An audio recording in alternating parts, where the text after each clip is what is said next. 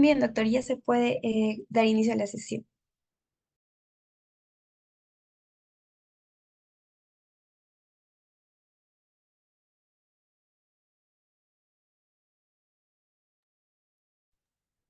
Doctor, ya se encuentra disponible para poder dar inicio a la sesión. Ya, listo, entonces empezamos. A ver, voy a poner un poquito. ¿Cómo están, chicos? Muy buenas noches. Ya, día sábado.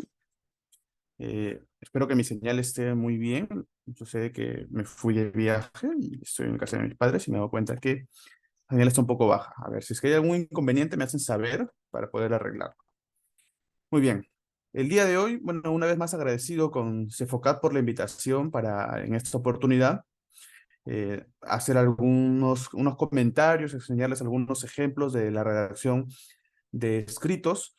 En este caso me ha tocado a mí escritos de el Ministerio Público. Bueno, yo he sido fiscal adjunto contra el crimen organizado hasta hace muy poco, así que desde mi experiencia en ese cargo vamos a revisar algunos escritos de archivo, de inicio de investigación preliminar, de archivo, requerimientos sobre procedimiento, que han sido los temas que me han dado para explicarles.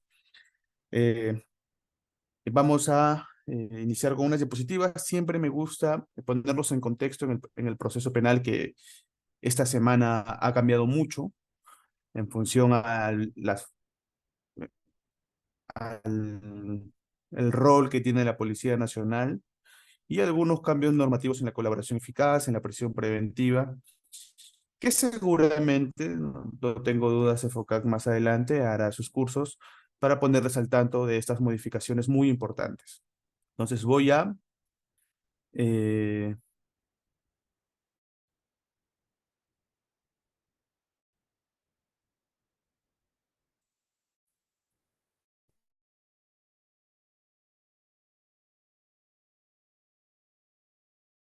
vamos a proyectar unas diapositivas. A ver un momento.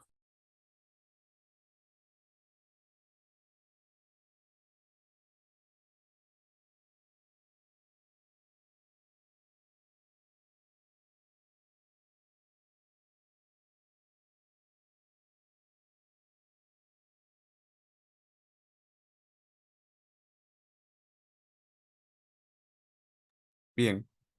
¿Se pueden ver las diapositivas? Disculpe, ¿me puedes confirmar porque me sale un mensaje de red inestable? Sí, doctor, se puede observar las diapositivas, pero bueno, como la red está un poco inestable, quisiera recomendarle si tal vez la cámara la podría apagar para que también el internet pueda fluir un poquito más. A veces Sí, la sí. cámara jala mucho Por internet. fiestas he Sí, tenido que doctor. viajar y ha coincidido justamente con ella. A ver, voy a apagar la cámara entonces, en todo caso. Porque lo más Sí, doctor, importante aquí es lo que voy a proyectar, no soy yo, así que vamos a apagar la cámara. Bien, Sí, chicos. doctor, muchísimas gracias. Espero que ahí esté más fluido. Bien, para ponerlos en contextos, el proceso penal se divide en tres etapas, hasta el momento no ha variado: la etapa de investigación preparatoria, la etapa intermedia y la etapa de juicio oral. En todas las etapas se emiten ciertos escritos, tanto de la defensa como del Ministerio Público. El Ministerio Público emite, ya sabemos, disposiciones, providencias y requerimientos. Las disposiciones contienen un análisis jurídico y llegan a una conclusión aplicando las normas jurídico-penales y las normas procesales penales. Las providencias tienen como finalidad ordenar e impulsar la investigación preliminar, perdón, la investigación en general, preparatoria, y los requerimientos son aquellas solicitudes que se dirigen al juez, ya sea de investigación preparatoria o en su caso, en algún momento, si es que llegamos en juicio y hay algún escrito que se quiera presentar, también se dirigen al juez penal. Pero por lo general los requerimientos van al juez de investigación preparatoria, quien es el juez de garantías, que se encarga de finalmente dirimir si es que, por ejemplo, un pedido de prisión preventiva se declara fundado o no, si un requerimiento de detención, impedimento de salir del país o alguna medida coercitiva penal, procesal, perdón, personal o una medida coercitiva real. En todo caso, esos son los tres elementos que pueden, los tres documentos que pueden emitir el Ministerio Público. Hoy nos vamos a centrar específicamente en la disposición de apertura de investigación preliminar, en la disposición de archivo y también me han dado para que les explique el requerimiento de sobreseimiento. Entonces, ubicados una vez en este cuadro de las etapas, sabemos que el proceso penal inicia siempre eh, de manera oficial y formal con la disposición de apertura de diligencias preliminares, pero previa a ello, de las diligencias de preliminar a la apertura, existe lo que en algunas fiscalías se usan como el previo, que es un documento, una providencia que recaba más información para ver si es que finalmente se emite directamente una disposición de apertura de diligencias preliminares o se declara el archivo liminar de dicha denuncia.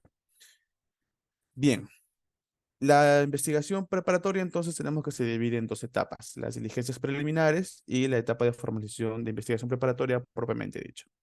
Según la complejidad, tenemos que el plazo puede ser en preliminar de 60 días, ampliable por 60 días más, o sea, máximo 120 días.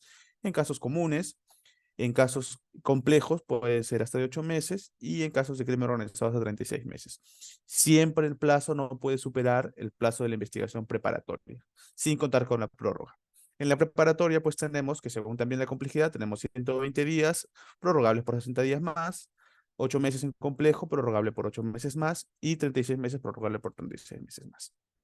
Bien, esos son los plazos. Entonces, pasemos a la siguiente diapositiva. A ver. Dentro de las diligencias preliminares y específicamente lo que vamos a tener que ingresar en nuestro escrito de apertura de diligencias preliminares son actos de investigación.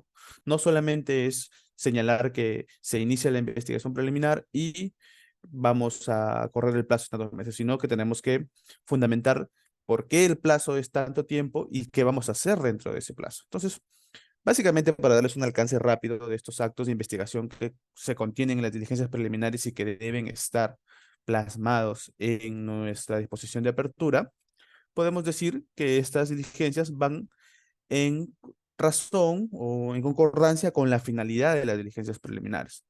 Las diligencias preliminares tienen obviamente como finalidad, según el código, realizar los actos urgentes e inaplazables con la finalidad de determinar si han tenido lugar los hechos denunciados y su delictuosidad. De esa manera asegurar indicios materiales e individualizar a los involucrados. Entonces el código nos dice que la finalidad son tres: saber si han ocurrido los hechos denunciados, si esos hechos son delictuosos, asegurar los indicios materiales sería la segunda, e individualizar los involucrados. Tendríamos tres finalidades dentro de esta gran finalidad que dice el código. Entonces, por ejemplo, ¿qué actos de investigación podríamos nosotros ingresar en una disposición de apertura de diligencias preliminares para poder cumplir con dichas finalidades, en este caso con la finalidad de determinar los hechos? Podríamos ingresar testimoniales, podríamos solicitar testimoniales, podríamos solicitar pericias, podríamos incluso pedir la intervención de comunicaciones si estamos en casos de crimen organizado, la intervención del secreto bancario si estamos también en delitos de crimen organizado, delitos contra la administración pública, delito de lavado de activos o delito de enriquecimiento ilícito. Podríamos hacer una reconstrucción de la escena del crimen cuando estaríamos ante escenas violentas, por ejemplo, homicidios, robos, violaciones. Podríamos hacer una videovigilancia, también muy usado en los casos de crimen organizado o en los casos contra la administración pública cuando estamos ante cohechos, por ejemplo. Podríamos realizar pesquisas, o sea, el pesquisa es aquel acto de investigación en el cual un policía, que también se le conoce como pesquisa, se dirige al lugar donde sucedieron los hechos para poder verificar si no existen más elementos que nos permiten determinar cómo sucedieron los hechos, si nos permiten determinar la individualización de los involucrados. Y podríamos hacer también la incautación de medios audiovisuales. Siempre en algún delito que es cometido, digamos, en la vía pública o en lugares públicos, instituciones que cuentan con cámaras de videovigilancia, siempre es muy importante hacer una inspección alrededor de estas para poder verificar si existen cámaras de seguridad que nos permitan básicamente dos finalidades: reconstruir cómo fue el iter criminis y identificar a los presuntos implicados en dicho delito, en dicha comisión del delito. Luego tenemos la segunda finalidad, que sería asegurar indicios materiales del delito. Cuando queremos asegurar cumplir esta finalidad, podríamos plantear en nuestra disposición de apertura ciertos actos de investigación como el allanamiento, por ejemplo. Podríamos allanar algún domicilio, algún lugar donde tengamos la certeza que el allanamiento nos va a dar como fruto el encontrar algún elemento, algún documento, algún objeto del delito que posteriormente vamos a incautar. También podríamos llevar a cabo una intersección o incautación postal, muy utilizado en los delitos de tráfico ilícito de drogas también, y podríamos utilizar un delito, un acto de investigación cuando nos encontramos frente a un eh, delito en flagrancia, un registro personal, por ejemplo, para poder encontrar algunos objetos que se hayan usado en el delito, armas de fuego, dinero que propio de la extorsión, si ha sido un robo, el objeto producto del robo, etcétera, etcétera. Y luego, como tercera finalidad que debemos consignar dentro de una exposición de diligencias preliminares, son estos actos de investigación tendientes a individualizar a los involucrados. Para la individualización de involucrados también podemos realizar pericias. Una pericia antropomórfica para poder determinar si es que la persona que se encuentra en el video concuerda con los rasgos físicos de la persona a quien se le está imputando este delito. El reconocimiento en rueda de personas para verificar si es que el testigo o el agraviado directamente del delito puede reconocer en una serie bueno, se le pone a la vista 5 personas, si es que el agraviado o el testigo puede reconocer a la persona que ha podido cometer el delito. También se puede usar el reconocimiento en fichas de RANIE cuando no se cuenta con el supuesto involucrado o imputado, no se encuentra con su presencia física, también se puede realizar en el reconocimiento con fichas de RANIE. La videovigilancia también, muy usado en delitos de crimen organizado, incluso de corrupción. La incautación de medios audiovisuales, nuevamente los medios audiovisuales, hablamos de cámaras de videovigilancia que nos permiten de alguna forma poder identificar a las personas que habrían participado en la comisión de un ilícito penal. Y la entrega vigilada, nuevamente la entrega vigilada es un acto de investigación muy utilizado para los delitos de tráfico ilícito de droga. Bien, teniendo en cuenta los actos de investigación que podríamos nosotros ingresar en nuestra diligencia, en nuestra, perdón, disposición de apertura de diligencias preliminares, vamos a pasar a revisar una disposición propia de apertura de diligencias preliminares que emití yo hace no muy mucho tiempo en un caso que tuve. A ver, un momento, vamos a buscarlo.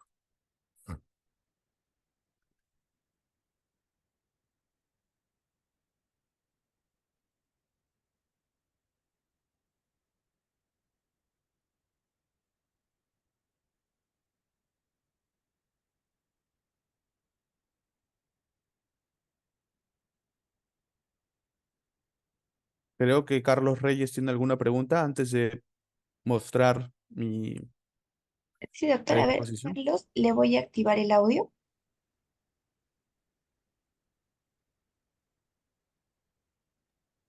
Doctor, buenas noches, ¿Qué tal? doctora. Doctor, disculpe, para no perder la relación, ¿no? Cuando usted habló sobre las disposiciones, sobre la disposición de biovigilancia, pero usted estaba hablando sobre la disposición inicial de actos de investigación, Sí, no de, bueno, de cuál, ¿no? El código objetivo solicita que sea no te motivado escucho, de Carlos. declaración y otros actos más. Doctor, ¿me escucha?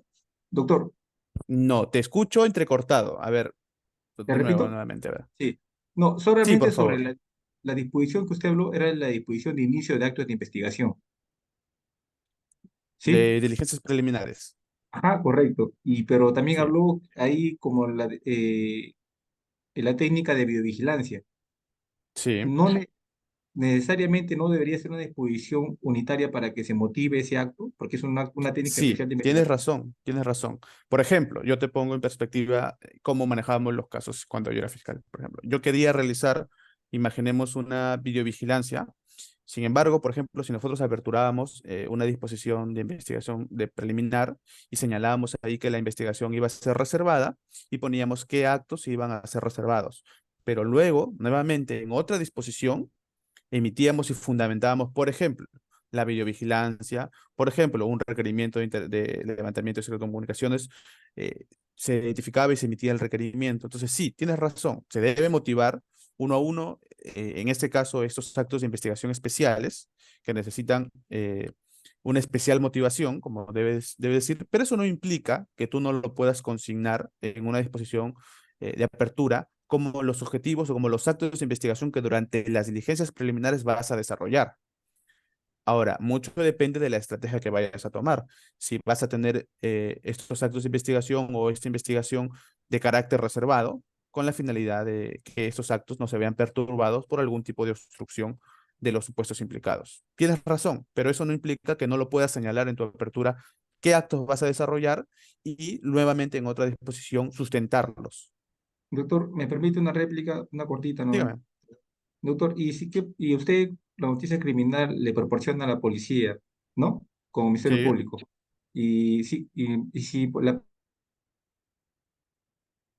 policía le notificación de presuntas personas, organización o una persona individualizada, ¿no? Y usted inicia la disposición contra los que se encuentran responsables, ¿sería viable eso, doctor? Con eso termino, nomás. mira, Gracias.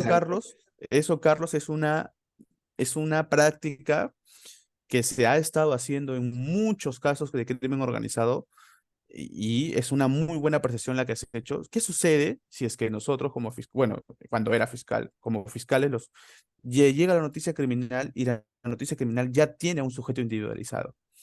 Tú, la norma te dice, si vas a aperturar y ya tienes la individualización de una persona, para que esta persona pueda ejercer su derecho de defensa, tienes que consignarlo a él como, porque ya lo tienes identificado como presunto, investigado, imputado, ¿no? Para que le notifiques.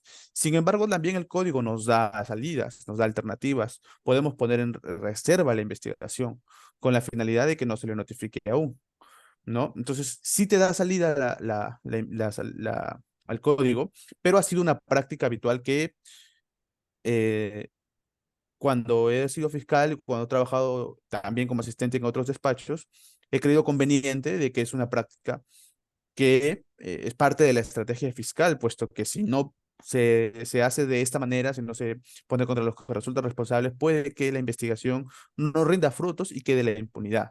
Claro que desde el punto de vista del abogado defensor, esa situación es aparentemente irregular, ¿no? Sí, doctor. Muchas gracias, doctor. Listo. Muchas gracias. Bien, entonces.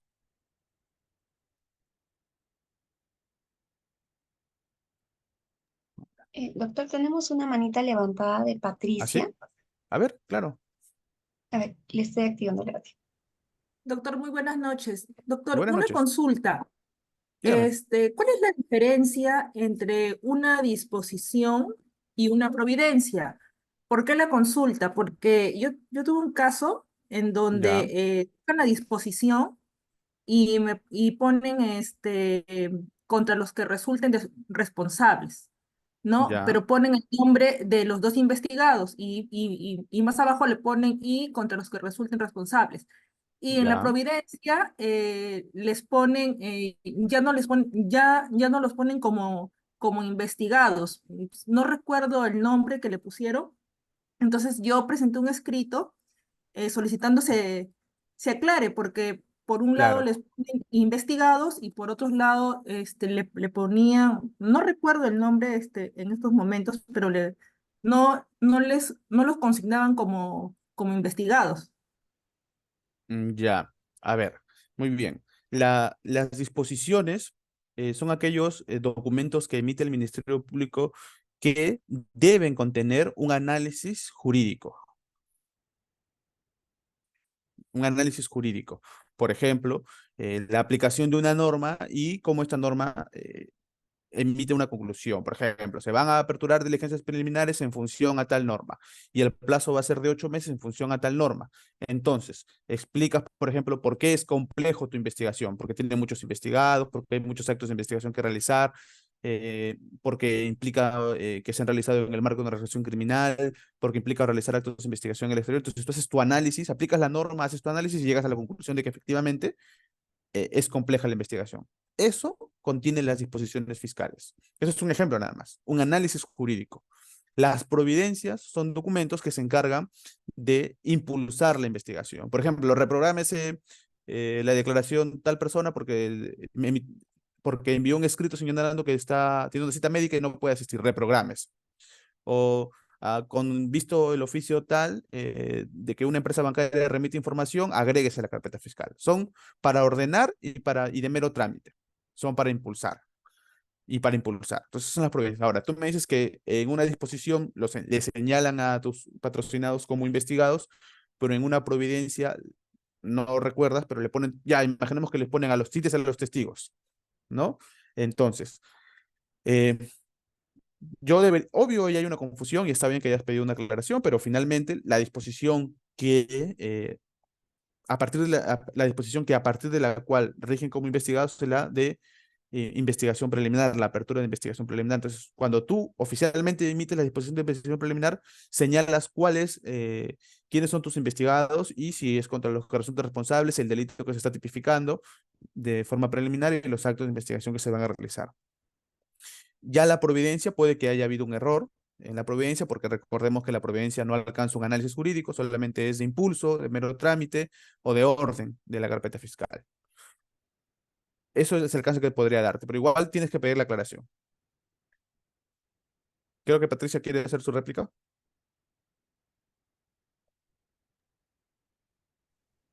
Sí, doctor, lo que ponían en la providencia era presuntos responsables. Ya, Eso es bueno, lo que colocaban. ahí no hay mucha Claro, diferencia. claro, Ser pues son presunto imputados. responsable es porque te están imputando un delito. O sea, es una forma de decirlo. Puede ser un investigado, un imputado, un presunto responsable. No le encuentro yo ahí una antonimia, sino es una forma característica de cada despacho de cómo tratan a sus investigados. Pero no es No, decir también investigados, no es, o sea, no es lo mismo decirles investigados que es lo presuntos mismo, es lo responsables. mismo, es lo Claro, mismo. Para mí es lo mismo. Entonces, claro. podrías haberlo entendido que están diciendo lo mismo, que son presuntos investigados, que son investigados.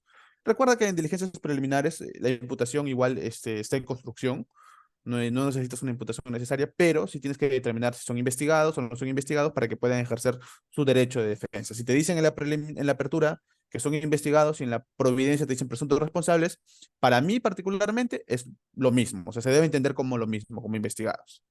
No habría que Claro, doctor. aclarar nada. Gracias, muy, Listo. muy amable. Ya. Bien, aquí tenemos, Manuel señala, buenas noches, ¿qué tips nos puede dar para cuando nos den un caso y nos pidan una disposición? Sí, ahorita vamos a ver una disposición para que se pueda desarrollar. Se puede impugnar o oponer una disposición o providencia fiscal. Se puede declarar la nulidad de una disposición siempre y cuando consideres que existe alguna causal para que se declare nula, alguna afectación a algún derecho fundamental, algún principio. Si alguna disposición, dependiendo del contenido de la disposición, puedes incluso poner una tutela de derechos. Pero ya es más técnico esa situación, ¿no? Es que se puede impugnar todas las disposiciones porque consideras así. Las providencias no, porque por lógica las providencias no tienen análisis jurídicos, solamente son de mero trámite de impulso. Entonces, considero que no se puede pedir la nulidad, pero no como una impugnación, sino como una nulidad. Por ejemplo, hubo un caso hace mucho tiempo donde un abogado presentó un escrito. En Esto yo considero, desde mi punto de vista en ese momento de fiscal, que era malicioso la forma en que había redactado el escrito. Había redactado un escrito haciendo ver que el derecho de defensa, que se va a someter a la investigación y había hecho, como muchos abogados decimos, había metido chamullo al escrito, ¿no? Solamente para personarse. Eso era su milla, apersonamiento. Pero finalmente, en el último renglón, los últimos dos renglones del escrito, no, en los últimos no, en medio del escrito, señala y solicito en dos renglones ahí, escondidos, se declare la nulidad de tal disposición en mérito al artículo tal, nada más. Solo eso y siguió desarrollando, que se está personando, que la Corte Interamericana, los derechos que le terminó. Entonces, en este caso, el colega lo dejó, no lo observó, no fue tan maliciosa que lo escondió por ahí su solicitud de nulidad y después se emite una disposición en el que se da cuenta dicho escrito, que en mérito de dicho escrito a personas, a tal persona, que solicita tal, ya. pero nunca se pronunció por la nulidad, porque la nulidad lo habías puesto escondido entre líneas, ¿no? Mal hecho igual, pero tendrías que pronunciarte finalmente que no se cumple con los requisitos de la nulidad. Y este abogado, al ver esta situación, pues aprovechó, esa era su finalidad desde el inicio, aprovechó y solicitó la nulidad de la posición por haberse pronunciado en el extremo de su nulidad solicitada para otra disposición, y remitió copias, pues, ¿no? Pidió copias, que se emitan copias a control interno, y denunció por prevaricada. Hizo todo un escándalo, pero eso ya es con otra finalidad, ¿no? Pero sí se puede pedir la nulidad de disposiciones siempre y cuando, por ejemplo, en este caso, el abogado hubiera desarrollado correctamente una nulidad de una disposición y señalar en mérito tal artículo que vulnera tal derecho constitucional, tal derecho fundamental, por eso declaro que se solicita la nulidad. Y si tú citas el artículo en los antecedentes y no desarrollas la nulidad, entonces puede él pedir la nulidad de esa disposición, porque finalmente no estás pronunciándote en el extremo que él ha requerido, ¿no? Pueden haber situaciones así, pero lo que se puede pedir es la nulidad, no una impugnación, porque ¿quién vas a impugnar? ¿Quién va a ser quien va a resolver esa impugnación? Ahora, ¿qué disposiciones sí pueden ser resueltas por una institución superior? Por ejemplo, la de archivo. Si el abogado del agraviado no está de acuerdo, puede solicitar que se eleve en queja dicho disposición de archivo, y el superior jerárquico, o sea, el fiscal superior, podría confirmar, podría declarar nulo dicha disposición, que se emita una nueva disposición, podría declarar que se formalice, o podría señalar que se realicen unos actos de investigación necesarios para que vuelvan a emitirse una disposición. Entonces, las disposiciones que ponen fin, en este caso la disposición de archivo, sí puede ser de una manera impugnable para que lo vea el superior jerárquico. Bien, ahora sí, vamos a revisar la disposición de archivo. A ver, ¿dónde está? Acá está. No, perdón, de apertura. De apertura, acá está.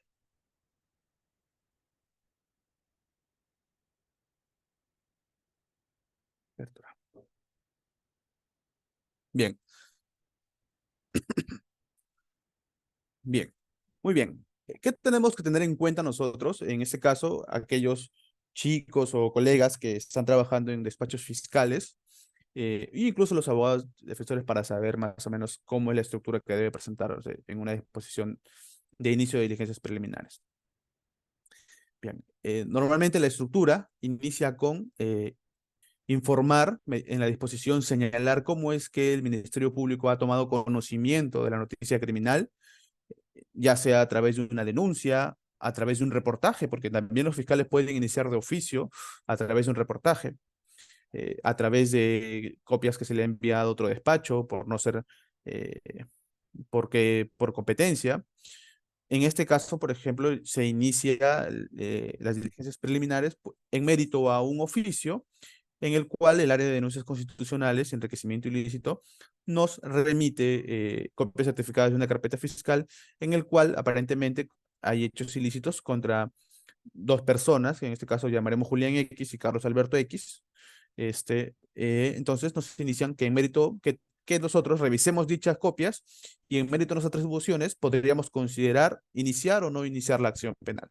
Entonces siempre se inicia con el dado cuenta, con el visto, que es quien nos informa de dónde es que nace dónde se origina la noticia criminal. Bien, nosotros, en mi caso, siempre desarrollamos en los primeros considerandos la competencia. ¿Por qué somos competentes de conocer dicha noticia? Somos competentes porque se ha cometido dentro de la jurisdicción de la Fiscalía. Somos competentes porque en este caso somos un equipo especial. Yo trabajaba en el equipo especial Cuellos Blancos. Somos un equipo especial que ve aquellos delitos que nacieron o que se realizaron en el marco de la organización criminal Cuellos Blancos, ¿no?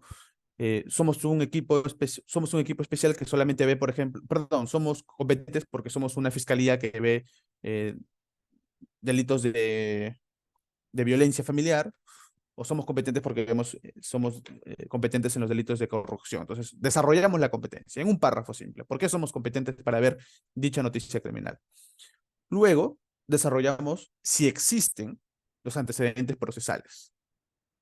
Por ejemplo, en mi caso, si existen antecedentes procesales, puesto que dicha disposición de apertura de diligencias preliminares se origina en mérito a una investigación que se estaba llevando a cabo en el área de denuncias constitucionales que involucraban a 2 personas que aparentemente habían cometido actos ilícitos en el marco de la organización criminal Cuellos Blancos, y es por eso que se emite una disposición que formula denuncia constitucional y se emite copias para que nosotros, como eh, equipo especial, veamos dicha investigación. Entonces, yo tengo antecedentes procesales.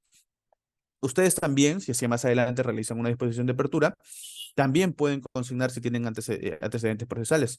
Si es que viene derivada de otra fiscalía, si es que viene derivado por otra fiscalía que no es competente, si es que, por ejemplo, se ha tomado conocimiento de otro caso en otra jurisdicción, ha tomado conocimiento que podrían haber hechos que se habrían realizado en nuestra competencia y envían copias. Entonces, en mérito de la disposición tal, del caso tal, se ordena remitir copias por estos hechos porque estas personas podrían estar involucradas en hechos ilícitos cometidos dentro de nuestra jurisdicción. Bien, luego iniciamos con los hechos objetos de incriminación. Es momento de señalar que el código no nos establece una estructura específica de esta disposición. Muy diferente, por ejemplo, a la disposición de formalización de investigación preparatoria, muy diferente a un requerimiento de acusatorio o a un requerimiento de sobreseimiento que sí nos establece una estructura, por lo menos nos establece cuáles deberían ser los alcances o los, más que los alcances, cuáles deberían ser eh, aquellos digamos, acápites que deberíamos desarrollar, ¿no? Identificación correcta, desarrollo de los hechos antecedentes, concomitantes y posteriores, determinación de la pena, etcétera, etcétera. Eso es el requerimiento acusatorio. Bien, aquí no tenemos una estructura, pero eso es la estructura que se maneja, ¿no? Es una estructura que nos permite tener en cuenta, tener una visión amplia de toda la investigación preliminar, lo que se va a realizar, cómo inició, cuáles son los objetos y qué finalidades debemos cumplir. Entonces, dentro de los hechos sujetos de incriminación, a este punto, al inicio de la investigación, en las diligencias preliminares, no es necesario realizar una narración de los hechos detallada, estableciendo hechos antecedentes, hechos concomitantes, hechos posteriores. No es necesario. Sí, deberíamos poner una narración de carácter genérico, de carácter que nos permita de alguna forma poder evidenciar cómo es que se llevó a cabo el delito, quiénes podrían estar investigados, y si es que no tenemos su identificación, podríamos señalar la persona, un sujeto que vestía jean azul, polo rojo, zapatillas blancas, por ejemplo. Tendríamos que haber alguna forma de poder identificar a la persona que habría sido autor de este hecho ilícito. Luego del desarrollo de los hechos sujetos de incriminación, nosotros tenemos la facultad, bueno, el Ministerio Público tiene la facultad de poder tipificar el delito. Muchas veces hemos visto que llegan, por ejemplo, a los despachos fiscales algunas informes policiales, notas de agente, ¿no? Y en el que señalan que tal persona cometió tal delito, que se encuentra tipificado en tal artículo del Código Penal, por lo cual se configuraría y sería básicamente culpable, ¿no? Hay algunas comisarías que desarrollan ya incluso la tipificación. Sin embargo, eh, ello no es vinculante para nosotros, puesto que quien tiene la obligación y la facultad de tipificar el hecho es el Ministerio Público.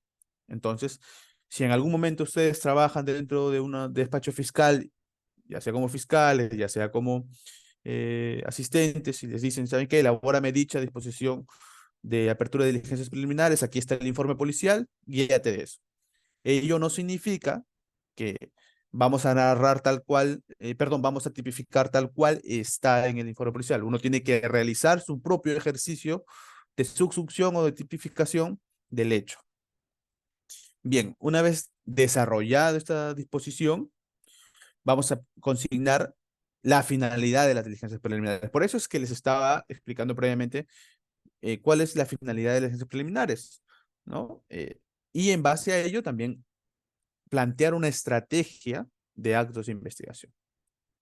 Entonces, el artículo 1 perdón, el numeral 1 del artículo 230 del Código Procesal establece: el fiscal puede, bajo su dirección, requerir la intervención de la policía, realizar por sí mismo diligencias preliminares de esa investigación, determinar si debe formarse seguidamente. El numeral 2 dice: las diligencias preliminares tienen por finalidad inmediata realizar los actos urgentes o inaplazables destinados a determinar si ha tenido lugar los hechos objetos de conocimiento y su delictuosidad, así como asegurar los elementos materiales de su comisión, individualizar a las personas involucradas en su comisión, incluyendo los agraviados y dentro de los límites de la ley, asegurarlos debidamente. Este artículo de la finalidad de las diligencias preliminares se ha desarrollado ya en jurisprudencia de la Corte Suprema, que le ha dado también, digamos, que ha complementado lo que dice el, el Código Procesal Penal. Sería bueno también complementarlo en nuestra disposición para que se tenga en cuenta, para que quien lo lee pueda establecer realmente cuál es el alcance de la finalidad. Por ejemplo, aquí la Sala Penal Permanente de la Corte Suprema, en su casación 599-2018, señala: los actos urgentes e inaplazables a lo que hace referencia a la norma procesal van ligados al propósito ulterior o finalidad inmediata, de ser el caso, de formalizar la investigación preparatoria. ¿Qué nos dice entonces la Corte Suprema? Que todo acto de investigación debe ir en función o apuntar a que finalmente vamos a formalizar la investigación preparatoria.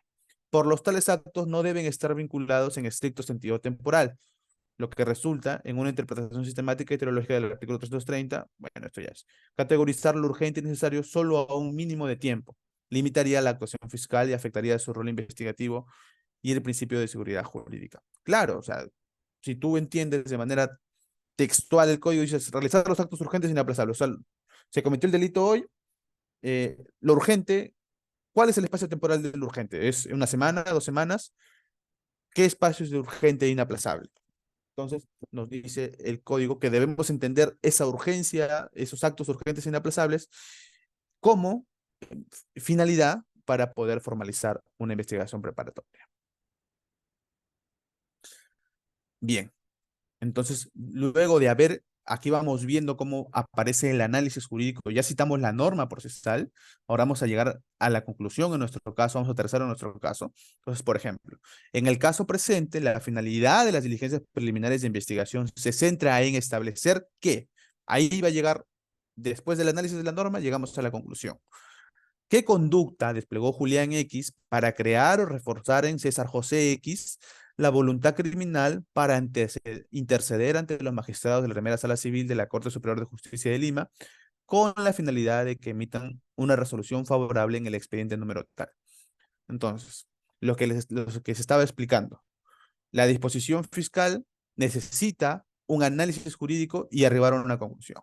Ya hicimos el análisis de las normas, ya sea de la norma 330, que nos establece cuáles son las finalidades de las diligencias preliminares. Ahora, vamos a tener que aterrizar en nuestra investigación concreta. En este caso, vamos a determinar que la finalidad de las diligencias preliminares es establecer qué conducta desplegó Julián X. Esa es nuestra finalidad. Un momento, por favor. Ya.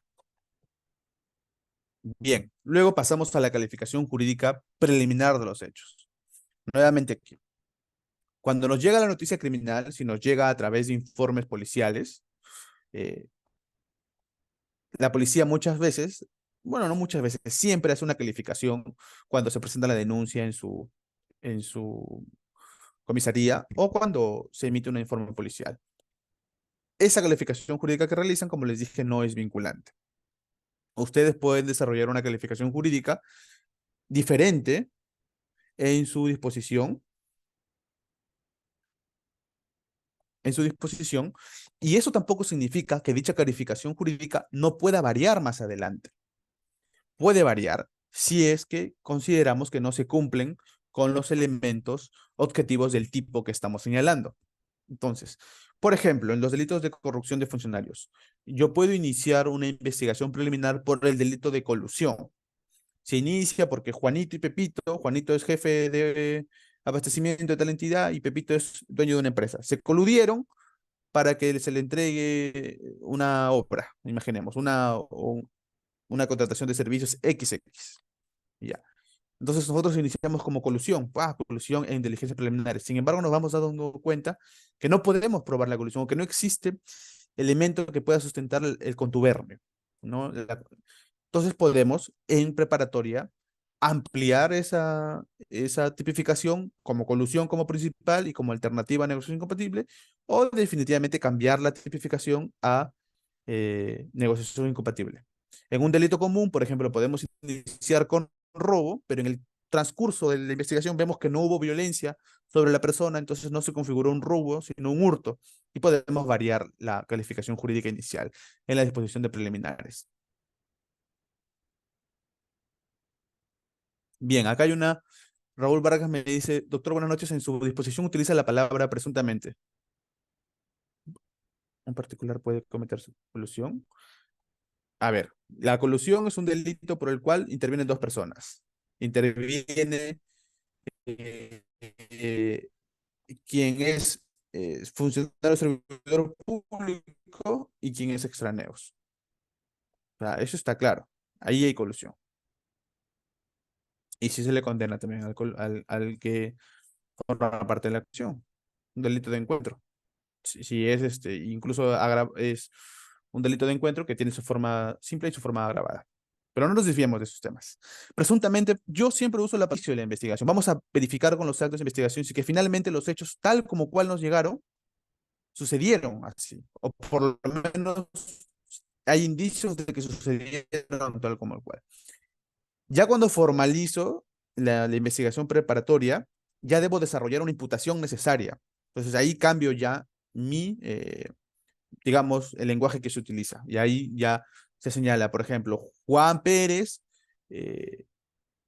utilizando un arma de fuego, ejerció violencia o amenaza sobre la persona de tal, el día tal, a tal lugar, con la finalidad de apropiarse de tal celular. Entonces ya no es presuntamente, porque ya cambiamos a una imputación estructurada. Eso vamos a ver más abajo Bien. Entonces, como les decía respecto a la calificación jurídica, la primera calificación jurídica que hagamos en diligencias preliminares no es vinculante para toda la investigación. Puede variar. Entonces, aquí iniciamos nuevamente el análisis. Conforme a los hechos descritos, que están arriba, la conducta desplegada de Julián X fue la de prometer, aquí vamos haciendo una especie de imputación, la de prometer, usando los elementos típicos del delito, la de prometer beneficios y o donativos al ex juez supremo César José para que interceda ante los miembros de la primera sala civil de la Corte Suprema, con la finalidad que emiten una relación favorable, cometiendo presuntamente el delito de tráfico de influencias en calidad de instigador que prescribe, y señalamos el artículo del Código Penal donde se tipifica dicha conducta. Ahora, tenemos que tener en cuenta la temporalidad de la norma. Si los hechos fueron en el 2016, imaginemos, tendríamos que revisar el SPIG y ver si es que el tipo penal que estamos citando en el año 2016 no presentaba una variación distinta a la que se presenta ahora. Si presentaba una variación, tendríamos que imputar dicho tipo penal que estaba vigente a la fecha. Siempre téngalo en cuenta porque ha pasado muchas veces en el que delitos que constantemente cambian, se imputa un delito, una norma, se señala una norma jurídica, se hace un ejercicio de subsunción y dicho artículo al momento de la comisión del delito no estaba vigente o tenía o variaba en su estructura. Entonces siempre tienen que estar pendientes de la ley penal que estaba vigente al momento de la comisión de los hechos. Bien, luego pasamos, aquí es un párrafo, eh, digamos, cliché que siempre se coloca: el Ministerio Público es titular de la acción penal, recayendo sobre esta institución la carga de la prueba. En este orden de ideas, los hechos expuestos ameritan investigarse. Un momento, por favor.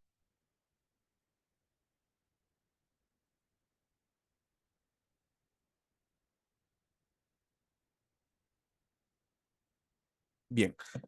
Eh, entonces, la finalidad del Ministerio Público, si bien es la de ser el titular de la acción penal y tenemos la carga de la prueba, eso no significa que también podemos realizar actos de investigación tendientes a, digamos, unas actos de la investigación pueden ser tendientes a incriminar y otros actos pueden ser tendientes a rechazar esa incriminación. O sea, actos de investigación de descarga se dice, se señala.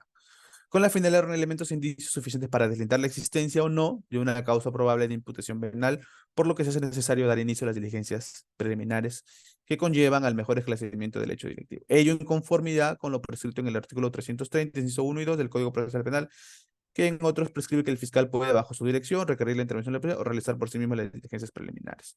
Ahora, si nosotros vamos a necesitar el apoyo de la policía o que la policía realice los actos de investigación, puesto que, digamos, existe una división especializada, digamos, de la policía que se encarga en este tipo de delitos, es por ello que no derivamos la investigación, sino no derivamos, eh, no es que se derive la investigación a la policía, sino que la policía nos va a coadyuvar a realizar esta investigación. Entonces se le remite la carpeta en copias y se le dice, haz tales actos de investigación y todos los que considere necesarios para poder recabar aquellos elementos, tanto de cargo como de descargo, que nos permitan esclarecer la investigación. Bien, ahora, recuerdan que hace poco señalamos un pronunciamiento de la Sala Penal Permanente respecto a qué se debe entender por actos de investigación urgentes e inaplazables y hacia dónde deben apuntar estos actos de investigación. Aquí también los tocamos en esta parte. Dice, entre otros, que fue bajo su dirección, requerir la intervención de la policía o realizar por sí mismo la diligencia preliminar de investigación para determinar si se debe formalizar la investigación preparatoria, siendo que las diligencias preliminares tienen como finalidad inmediata realizar los actos urgentes o inaplazables destinados a determinar si ha tenido conocimiento, objeto de conocimiento y su delictuosidad, así como asegurar los elementos materiales que ya lo habíamos desarrollado de su comisión y indemnizar a las personas involucradas en su comisión. Aquí, y esto es propio, seguramente otros fiscales lo hacen, pero esto es más propio mío, hablo respecto a la imputación concreta. ¿Por qué? Porque muchas veces he tenido cuestionamientos de abogados respecto a la imputación que se le realiza a sus patrocinados en investigación preliminar. Me envían escritos señalando que el fiscal no ha desarrollado correctamente la imputación concreta, que no existe una imputación, una correcta imputación, que no existe, a veces que no existe imputación, me señala, ¿no? Sin embargo, debemos tener en cuenta que la imputación necesaria, una imputación concreta, se debe exigir en la etapa de formalización de la investigación preparatoria.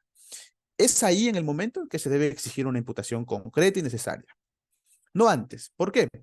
Porque en el transcurso de las diligencias preliminares yo voy construyendo mi imputación en función a los elementos que yo recabo que me permiten sustentar que el hecho denunciado, el hecho ilícito, ha sucedido, que yo puedo vincular ese hecho a los investigados que estén señalados en la denuncia o que puedo identificar quiénes son las personas que estarían vinculadas con esta cosa. Entonces, es en este transcurso de diligencias preliminares que yo voy construyendo la imputación concreta.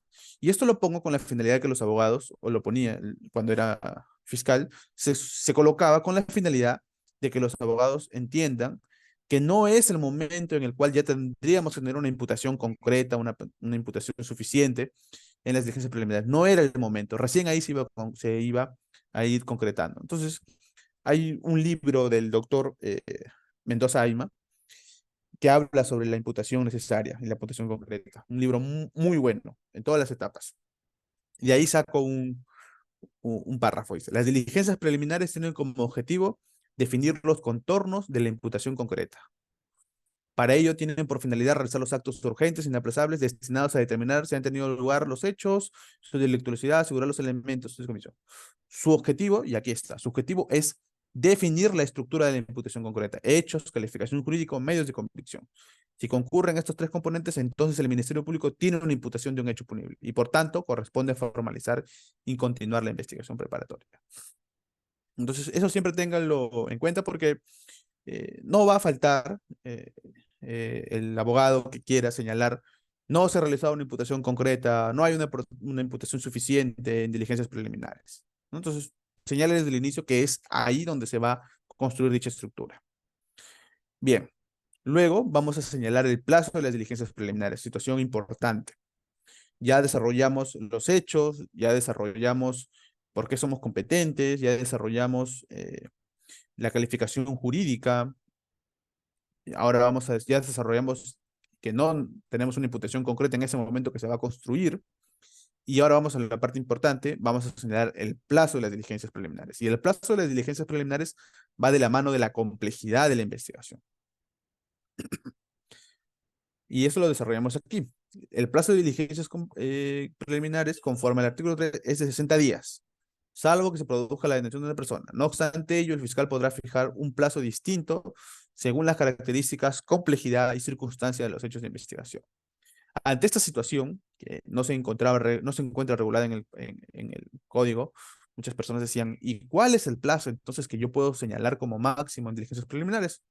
Apareció el recurso de casación número 02 del 2018 de la libertad, que como doctrina jurisprudencial señala el criterio que de acuerdo con el cual se puede fijar un plazo distinto a las diligencias preliminares de investigación, o sea, de 60 días, atendiendo a las características de complejidad y circunstancias de los hechos objeto de investigación, siendo que la fase de diligencias preliminares no puede, en la hipótesis más extrema, ser mayor que el plazo máximo de la investigación preparatoria formalizada, que regula el artículo 342 del Código Procesal Penal. Entonces, nos da un límite. La investigación preliminar no puede superar nunca el plazo de la preparatoria, sin contar con la prórroga, solamente de la preparatoria.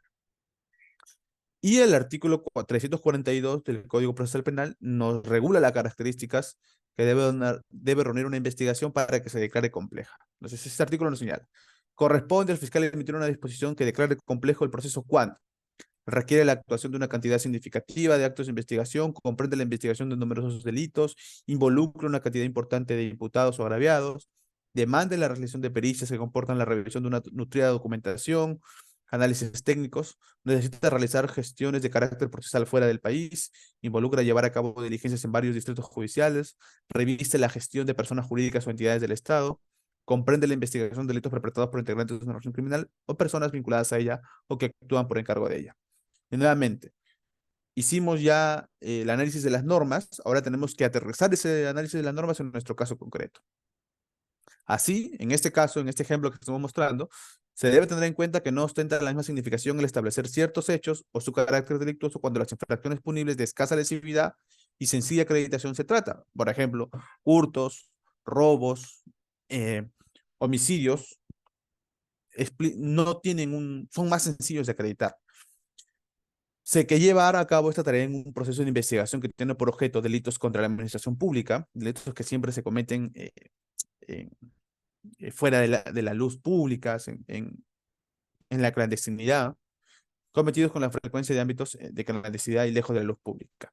Máxime si en estos últimos casos se está frente a varias conductas antijurídicas perpetradas por personas que presuntamente integren organizaciones criminales. Entonces, en este análisis, estoy señalando de que estos hechos tienen una especial complejidad, puesto que son realizados en el marco de personas que integran y son vinculadas a una organización criminal.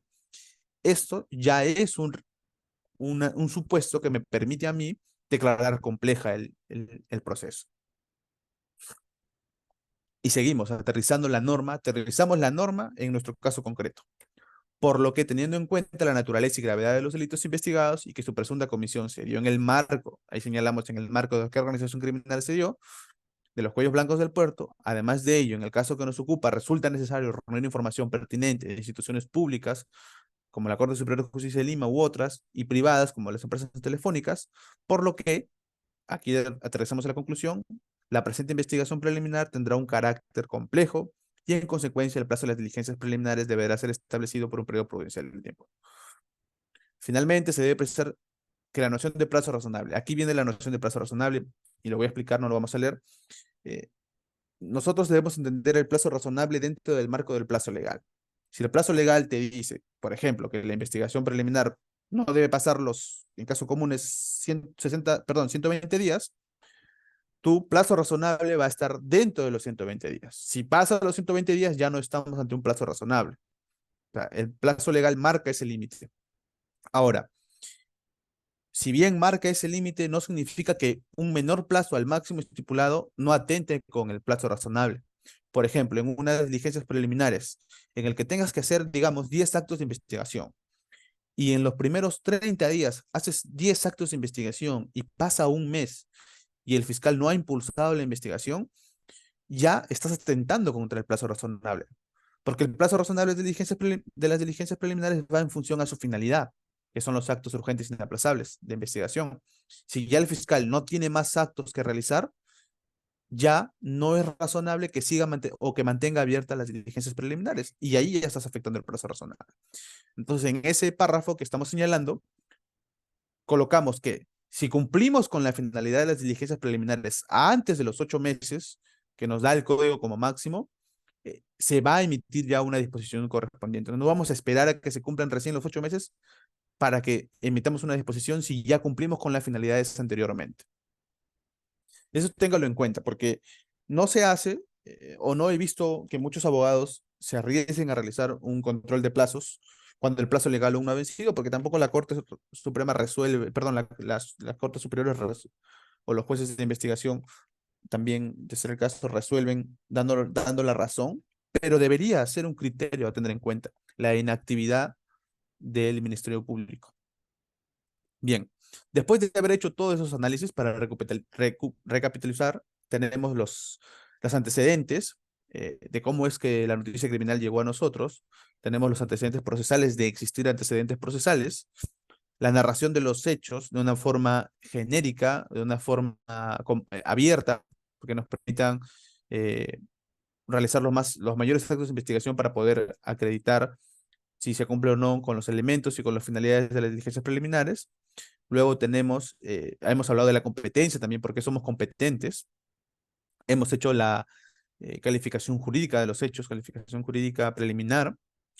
Hemos fundamentado y señalado por qué es necesario el plazo para esa investigación, para esas diligencias preliminares, suscitado en qué reviste la complejidad.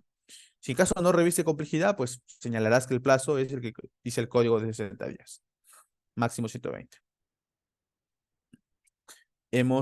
Y finalmente hemos hablado sobre también lo que es la imputación concreta. Bien, luego de haber tocado esos 6 puntos importantes, desde mi punto de vista, en una disposición de apertura de diligencias preliminares, adoptamos la decisión final. Entonces, en la decisión final, debemos primero señalar que se inician diligencias preliminares contra tal persona por tal delito y en calidad de autor, instigador, cómplice, según sea el caso. Segundo punto, declarar compleja la investigación, en este caso si es que es necesario, si no es necesario no se hace si es que no se va a declarar compleja, se entiende automáticamente que se usa el plazo común y luego realizar los actos de investigación. Y aquí es donde tenemos que colocar los actos de investigación que creemos necesarios realizar para cumplir con las 3 finalidades, que son acreditar que el hecho sucedió, asegurar los elementos y identificar a los puestos involucrados. Y luego se notifica. Y así terminamos con la disposición de apertura de diligencias preliminares. Ahora vamos a pasar, si no hay ninguna pregunta, vamos a pasar.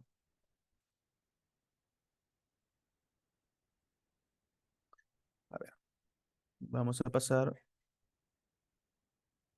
Creo que Carlos está levantando la mano.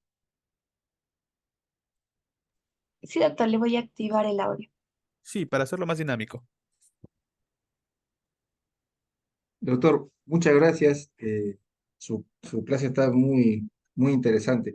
Doctor, sobre esa, hay una parte que hice en la disposición, por ejemplo, ¿no? Declaran primero, para hacer un videovigilancia tiene que individualizar, ¿correcto?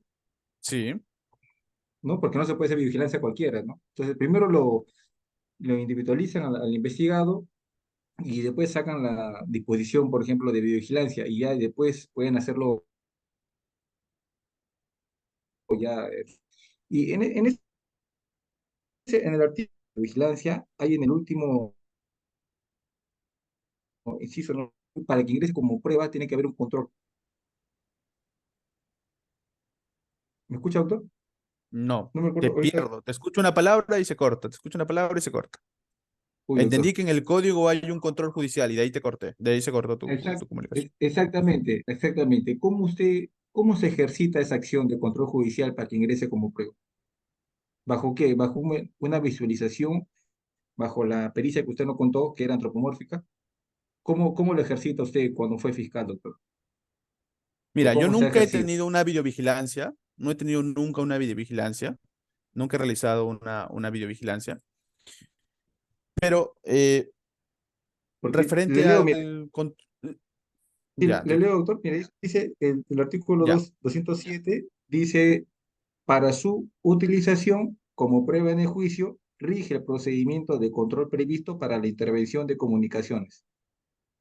Así dice en el inciso 5 del 207, presupuesto y ya. ejecución de video. Esa era mi consulta, doctor. Tal vez si usted, con su experiencia que tiene, lo ha podido presenciar o tal vez tiene conocimiento, porque no necesariamente eh, he analizado, porque he visto que se hace, por ejemplo, de la videovigilancia, ¿no? Se hace un informe. Y ese Sí, informe, es un informe policial. ajá, entonces se hace un informe y se remite al Ministerio Público, pero después también hacen visualización también, ¿no? Hacen la visualización, Ya. descripción, visualización, Te ¿no? voy a Con el... explicar en mi experiencia de cómo hemos manejado el tema de la videovigilancia. Recuerda que la videovigilancia pueden ser dos supuestos. Videovigilancia en la vía pública y videovigilancia al interior de ciertas entidades. Entonces, al interior de ciertas entidades, es una vigilancia en espacios privados, se necesita una aprobación judicial. Cuando es en el espacio público, no se necesita. Normalmente se realiza en el espacio público para hacerlo. eh, en el caso, por ejemplo, que he llevado Cuellos Blancos, se realiza se ha realizado todas aquellas vigilancias en las calles. Luego de hacer la vigilancia, se elabora un informe y se levantan unas actas, en el cual se determina que el sujeto uno se identifican a los sujeto uno es tal persona, o conocido como tal persona, sujeto 2 sujeto 3 sujeto 4. Luego de esto se realiza una diligencia que se llama la diligencia de visualización de videos de videovigilancia. Y si es que tenemos identificado las partes, si se ha logrado la identificación de las partes, porque se puede identificar, por ejemplo, en el caso de Cuello Blanco se identificó a quién, a Walter Ríos se identificó, no había duda que era Walter Ríos, ¿ya? Porque se conoce quién es Walter Ríos, es público de conocimiento su imagen, su persona, pero no se conocía con quién se reunía. En el transcurso de la investigación, por ejemplo, es un supuesto. Walter Ríos vino a hacer la visualización y señaló, sí, me reuní con tal persona. Se llama a estas personas para que digan, sí, soy yo, soy yo, soy yo, soy yo, o en todo caso poner no soy yo, no soy yo, y señalar que se realiza una pericia antropomórfica para verificar si es que sus características físicas corresponden con las características físicas de esta persona. Entonces, esa es, en el caso, esa es el procedimiento que se realizó con las videovigilancias. Ahora, si necesitas hacer una videovigilancia dentro de un espacio privado, sí necesitas autorización. Y puede ser probable que se esté refiriendo a ese control.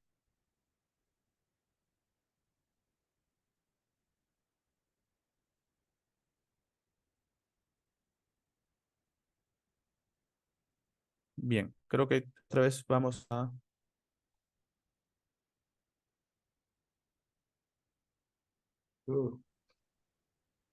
¿Hola? Doctor, ¿me escucha? Ahora sí, me dieron audio. Sí, ya te escucho otra Doctor, vez. sí, Sí, sí, sí, ¿sabe sí. por qué le decía? Porque en las disposiciones del Ministerio Público ¿Ya? pone, pero uno ve una avenida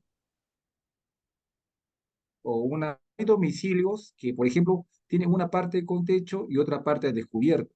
Entonces, a veces se hacen videovigilancias a campo abierto de una altura y se graba al interior de un predio. Entonces, bajo su Ya. perspectiva, no se Esa es estaría una afectando muy interesante situación. un núcleo Esa es una esencial muy de lo que interesante es el situación. derecho a la Claro. intimidad. Como Sí, tú, como abogado defensor, puedes solicitar ahí que se está vulnerando la inviolabilidad de tu domicilio, en todo caso. y el otro ¿Ya? punto que le quería decir, Hay, doctor, dime.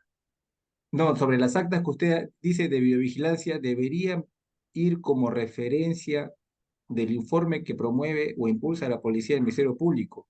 Y, por ejemplo, si no es, si el Ministerio Público se percata que es ilegal, ilícito, arbitrario, no debería emitir una disposición, porque también ustedes, bajo el principio de legalidad, ¿no? Sí, Deben proteger, ¿cómo se llama?, los derechos fundamentales de toda persona, ¿no? No solamente sí. buscar la percepción de delito. Entonces, y si en caso de que constata eso, saca una disposición sobre ese informe, por ejemplo, si ve que, o sea, esos actos son ilegales, ¿no? Se podría decir, por ejemplo, Sí, o no. debería el Ministerio Público poder realizar alguna disposición o solicitar de alguna forma eh, que se haya una... No he visto en la práctica, mira, es que en la práctica no he visto que un fiscal se arriesgue a consignar en sus, como elemento algún acto, una vigilancia que se ha realizado en un entorno privado. No lo he visto. O sea, tenemos que tener cuidado qué vamos a considerar como elemento porque finalmente afecta tu investigación y afecta también la credibilidad de la investigación. No he visto. Pero, por ejemplo, yo quería citar en este caso, no tiene mucho que ver con la situación, pero nos da un punto de vista de la Corte, el caso de Magali Medina con Jefferson Farfán. Magali Medina grabó desde exteriores de la calle a Jefferson Farfán en su domicilio. Y la corte dijo que ahí estabas grabando en un lugar privado, porque el interior de su domicilio ya es privado, así tú estés afuera. Entonces, ya nos damos una situación de que efectivamente, si estaríamos ante una vigilancia y grabas al interior sin permiso judicial, entonces no podrías tú utilizar ese elemento. Pero por lo general, toda grabación, en este caso de vigilancias, en este caso en específico en el que he trabajado, han sido en la vía pública o en lugares públicos, no al interior. En el, Sí, en doctor. el, dígame. No, sí, sí, sí le decía eso porque, por ejemplo, pasan casos que las técnicas especiales de investigación toman altura y toman grabaciones al interior del predio y se interpretan, ¿no? Como ese espacio abierto, lo toman como si, porque no está la parte techada, pueden grabar. Por ejemplo, si están en reunión en una piscina, en una casa de playa, graban, ¿no? Pero a veces el Ministerio Público robustece su investigación con esos actos que mediante un control difuso no deberían, ¿cómo se llama? Lo ejerce el órgano jurisdiccional, ¿no? Pero por la principio de legalidad, el Ministerio Público no debería aceptar esos actos, ¿no? Porque se estaría afectando un núcleo esencial, que es un derecho fundamental, ¿no? Nada más, doctor, eso, ese Sí, era pero mi... tendrían ustedes también, bueno, yo ya estoy en la defensa, tendríamos como objeto de defensa interponer algún tutela de derechos o incluso si llega a acusación, señalar la ilegalidad de dicha prueba, ¿no? Tenemos nuestras armas, nuestras herramientas para poder ir contra dichos actos que consideramos son ilegales. Gracias, doctor. Muchas gracias. Listo. Bien, a Raúl Vargas me dice en la caja de comentarios, ¿podrá comentar sobre la forma y los tiempos en los que las empresas de telecomunicaciones responden a las solicitudes de información que se les realizan? Bien, este, hay no es parte del tema, pero lo voy a señalar rápidamente. Las veces que he requerido el levantamiento de secreto de comunicaciones y he cursado los oficios y la resolución judicial a las empresas de telefonía, no les daba plazo al inicio. Nunca les he dado plazo. Normalmente se demoran 30, 40 días. Lo que tú tienes que realizar, sí, es coordinar. Siempre hay un encargado, hay un área de cada empresa de telefonía que se encarga de dar respuesta a los levantamientos de secreto de comunicaciones. Tienes que coordinar. Pero si ya estás con los tiempos así ya, para que se acabe tu investigación preliminar, perdón, preparatoria, y necesitas esa información para presentar, puedes oficiar nuevamente y darle un plazo perentorio, pues, ¿no? Si no estarían en desacato. Sí, no existe un plazo específico en código, pero siempre ha sido un problema. Siempre hay empresas que te responden más rápido que otras, por eso es necesario estar coordinando y coordinando.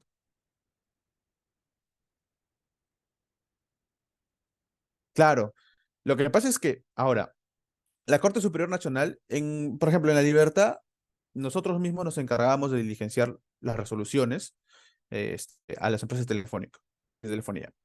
En la Corte Superior Nacional, cuando estamos hablando de levantamiento de secreto de comunicaciones, ellos lo hacen directamente Y en su misma resolución también nos ordenan a nosotros que nosotros estamos en la obligación de coadyuvar a la notificación a las empresas. Cuando es un levantamiento de secreto bancario, ellos sí lo hacen directamente a través de la SBS, ¿no? Y también nosotros coadyuvamos enviando informes, perdón, oficios a la SBS para que estos realicen la reiteración de la solicitud de información. Sí se hace, pero no hay un plazo, no hay un plazo establecido y es necesario estar bueno, por lo menos desde mi experiencia siempre ha sido necesario estar en constante coordinación con los encargados de estas oficinas que muestran dicha información, remiten dicha información producto de una resolución que apruebe el levantamiento. Bien, vamos rápidamente a la siguiente, que si no nos vamos a quedar hasta las 10 acá. A ver, ¿dónde estamos? ¿Dónde estamos? ¿Dónde estamos? Acá está.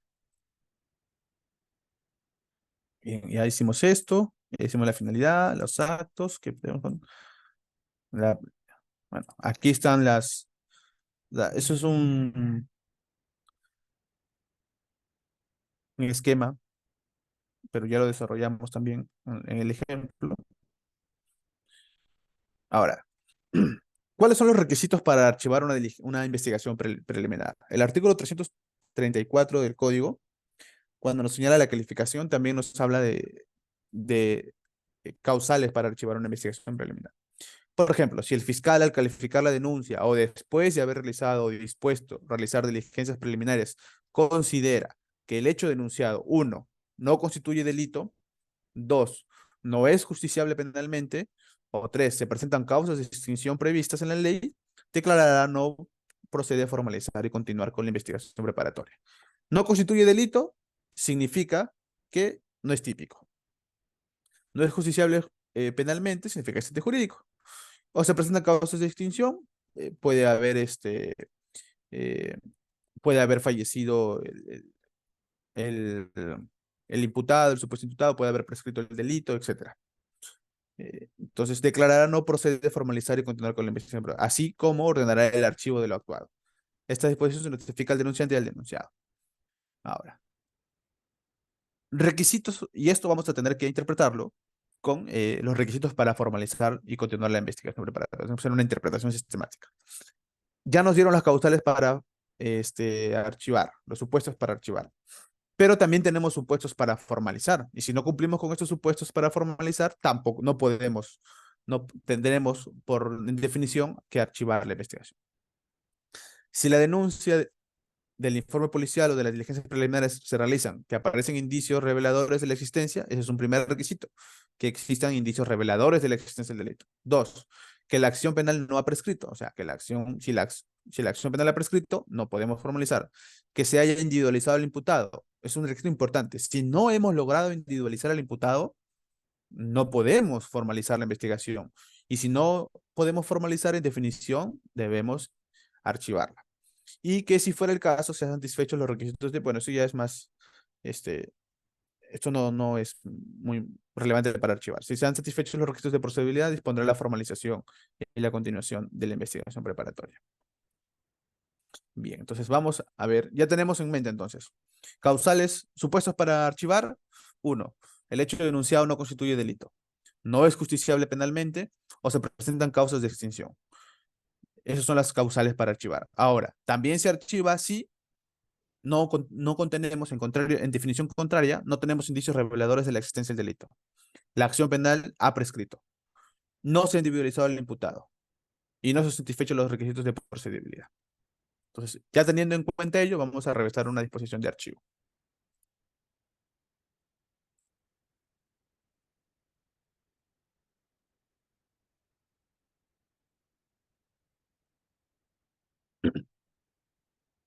Es del mismo caso que hemos visto en la apertura, ¿no? Como para tener en cuenta la relación. Esa es una disposición de no formalización y continuar con la investigación preparatoria. Es exactamente del mismo caso que hemos revisado su apertura. Bien. En este momento, en este caso concreto y a este momento de la investigación preliminar, debemos entender que ya se ha podido identificar a los investigados. Si no se ha podido identificar, entonces ya tenemos causal para archivar. No se pudo identificar. Y ya pasó el plazo y no podemos superar el plazo. Ahora, si es que aparece un nuevo elemento que nos permita hacer el reexamen del archivo, entonces se podrá aperturar nuevamente. Entonces acá, primero, identificación de los investigados si es que tenemos identificados a los investigados. Dos, antecedentes. Nuevamente, en los antecedentes ya no vamos a tener como antecedente de dónde inició, cómo fue que llegó la noticia criminal, sino qué disposiciones en el camino hemos aperturado, ¿no? En este caso considero los antecedentes, la formación del equipo especial, abocado a este caso. He considerado también que nos ofician, nos ponen en conocimiento de la noticia criminal a través del oficio del área de denuncias constitucionales. Y, y aquí lo más importante en todos los casos debe haber la disposición de inicio. ¿Cuándo inició la investigación preliminar? Para poder también determinar si estamos dentro del plazo, si ha pasado o transcurrido el plazo. ¿Cuándo inició la disposición preliminar? Y contra quién se inició las diligencias preliminares, porque en el transcurso pueden emitirse disposiciones de investigación preliminar ampliatorias que nos permitan eh, incorporar a la investigación nuevos hechos o nuevos investigados o ampliar los hechos, perdón. Ya, acá en este caso solamente se emitió una disposición número 1. Aquí no vamos a consignar las providencias de impulso porque no viene al caso. Si ha habido una disposición que ha variado, imaginemos que hemos iniciado una investigación preliminar con un plazo común, pero en el transcurso nos dimos cuenta que no, que eso no es común y tenemos que variar a complejo. También una disposición que declara compleja la investigación, por ejemplo. Si hemos emitido una disposición adicional que amplíe el número de investigados, también consideramos la disposición que amplíe el número de investigados. Todo cambio sustancial de la investigación preliminar se consigna en los antecedentes. En este caso en particular, el caso se está archivando por una cuestión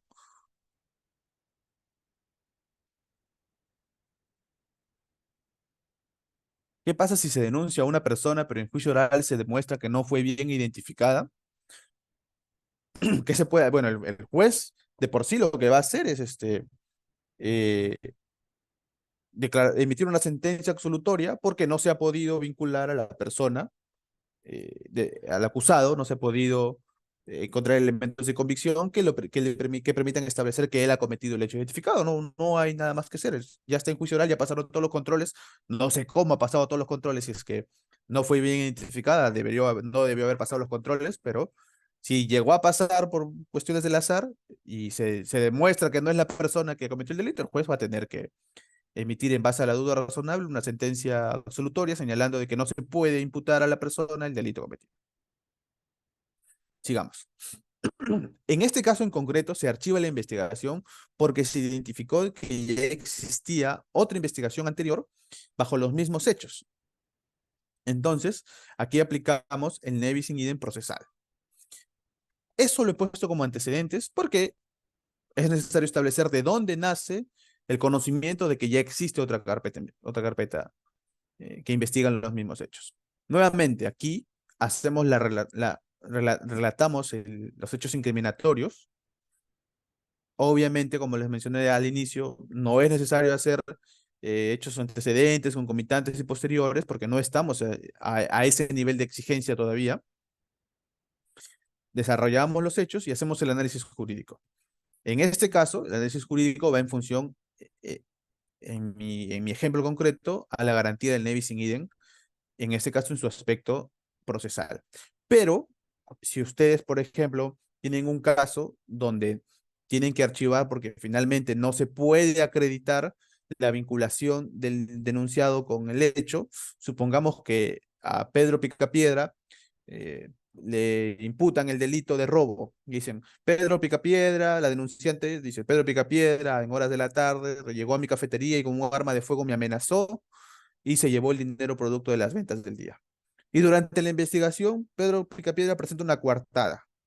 Y dice, señor magistrado, señor fiscal, yo he estado de viaje en la ciudad de Tacna y los hechos sucedieron en Lima y acá tengo mis pasajes aéreos, acá tengo videos y fotos con mi familia, videos de la municipalidad que yo estaba. Entonces, corresponde archivar y se va a archivar la causal en el que no se le puede vincular perdón, o que los hechos no han sucedido como lo ha denunciado. O sea, los hechos, aquí tenemos, ¿dónde es? Que los hechos en materia de denuncia no pueden ser vinculados a la persona de Pedro Picapiedra. Bien, en mi caso específico aquí estamos hablando de que se está archivando porque eso si no se vulneraría la garantía del ne bis in idem en su aspecto procesal, pero como les ponía a ustedes, en ese caso pueden señalar por ese supuesto o pueden señalar porque no se han recabado elementos de convicción que permitan vincular a esta persona, porque no se han recabado elementos de convicción que permitan establecer que los hechos se desarrollaron como tal, porque no se recabaron elementos de convicción que nos dijeron que los hechos no son típicos, ¿no? Entonces, dependiendo del caso concreto, ustedes tienen que desarrollar el análisis. Y ahora, el análisis no va solamente acompañado, en este caso, no va acompañado solamente de citar las normas y hacer la conclusión, sino tenemos que basar nuestra conclusión en los fundamentos, y los fundamentos principales en estos casos son los elementos de convicción. Bueno, aquí yo hago un desarrollo de los requisitos del ne bis in idem, que tiene que ver con la triple identidad. eh, la triple identidad, perdón, están reventando cohetes afuera. Bien. Aquí, no, aquí vamos a ver, después de hacer el desarrollo, vamos a tener que establecer cuáles han sido los elementos eh, de convicción que se han recabado durante la investigación preliminar, ¿no? En este caso no vamos a ver porque se está archivando por un caso, por una situación distinta, pero siempre, luego de hacer el análisis jurídico y establecer que en tales elementos o no existen elementos o tales elementos establecen que no se puede vincular a tal persona con el hecho delictivo, pasamos a la siguiente etapa, después de haber hecho este análisis, que son la etapa de los elementos de convicción recabados en la investigación preliminar. Y ustedes van a tener que hacer una relación detallada de todos los elementos, ya sean de cargo como de descargo. Elemento A, declaración del persona. Elemento B, acta de biovigilancia. Elemento C, fotografías. Elemento D, documentales, ¿no? Entonces, desarrollan todos los elementos que han servido de base para arribar a dicha conclusión de que no se puede formalizar la investigación preparatoria. El archivo es muy simple, tampoco existe una estructura definida. Luego de hacer esos 3 puntos, la identificación, perdón, esos 5 puntos, la identificación de los investigados, los antecedentes, los hechos incriminados, el análisis jurídico del por qué se va a archivar la investigación y los elementos de convicción que sustentan dicho análisis, venimos con la parte final que es la decisión fiscal. En la decisión fiscal vamos a poner que no da lugar a la investigación, a formalizar ni continuar con la investigación preparatoria por el delito tal y nada más. Eso es lo único que se le cabe. Y se notifica. Se notifica la disposición a las partes. Se notifica con la finalidad de que las partes, ya sea los agraviados, tengan la posibilidad de poder interponer una solicitud de elevación de actuados y un fiscal superior pueda revisar la decisión del fiscal provincial. Sabemos que el fiscal superior tiene 3 posibilidades para resolver. Puede confirmar el archivo, puede declarar nulo dicho archivo o puede ordenar formalizar la investigación. Y una cuarta opción que tiene es que se desarrollen otros actos de investigación y se vuelve a emitir una disposición, que es parte de la nulidad. Y esa es la estructura de un archivo. Es muy simple, tiene una estructura parecida a la de apertura, salvo que en el análisis, en lugar de analizar el por qué estamos aperturando, analizamos el por qué se está cerrando la investigación. Bien, ante ello, ¿hay alguna pregunta?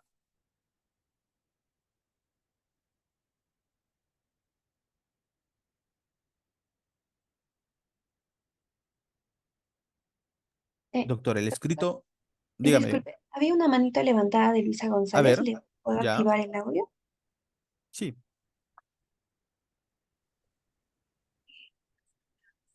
Hola, ¿me escucha? sí, ¿qué tal? Sí, Buenas noches, doctor, ¿qué tal? Bueno, para comentar aquí un caso que me ha sucedido, yo tenía, se había hecho una denuncia, ¿no? Por esto, abarcando la ley 3036-4 por violencia contra la mujer e ya, integrante del grupo familiar.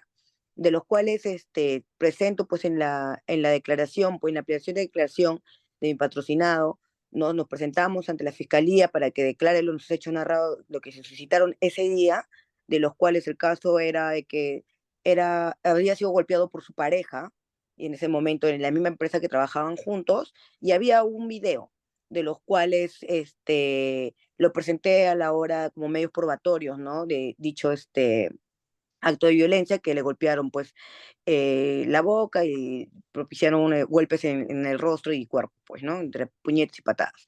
Entonces el hombre, bueno, mi cliente en este caso, estaba ensangretado todo, ¿no? Igual mensajes anexando, ¿no? Como medio probatorio de que efectivamente la chica le decía, la señorita le decía de que era normal que sus amigas denuncien y de ahí luego no pasaba nada, ¿no? Entonces todo eso yo lo puse como un tema de, porque él estaba pidiendo lo que era la tenencia del menor, de su hijo que ambos tienen, ¿no? Lo puse que era como un acto de venganza, ¿no? La chica la que le había violentado ya a mi patrocinado.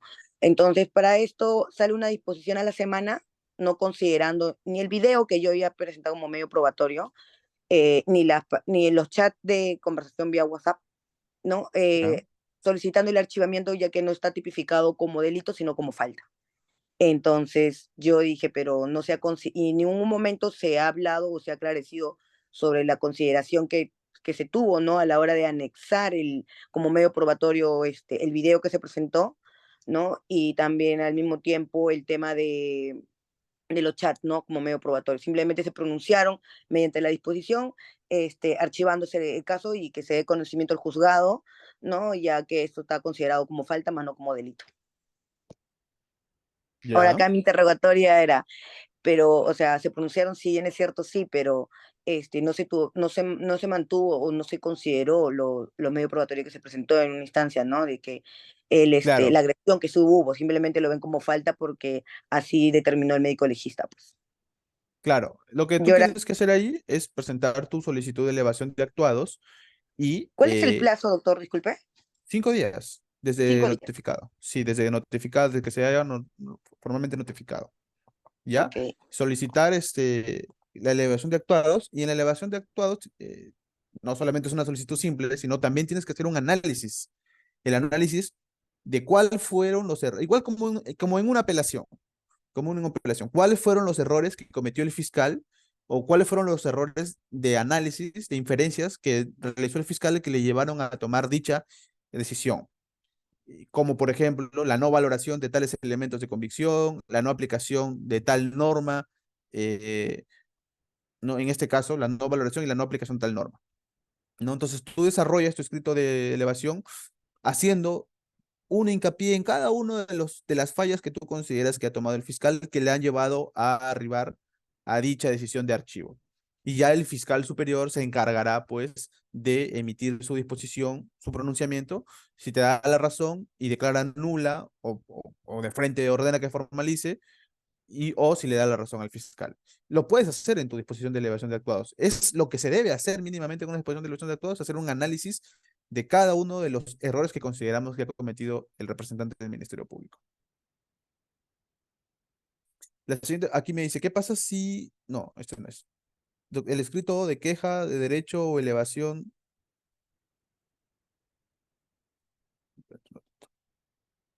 El escrito de queja de derecho o elevación de actuados también debe ser notificado a la defensa técnica del investigado. Hay fiscalías que no lo hacen. El escrito, sí, sí se hace. Se notifica la disposición que declara que se elevan los actuados y se notifican a las partes conjuntamente con el escrito. Hay alguna fiscal, es que el código no te lo obliga, ya no obliga a que tengas que notificar el escrito propiamente dicho. Lo que sí tienes que notificar es la disposición con la cual estás elevando los actuados a todas las partes involucradas.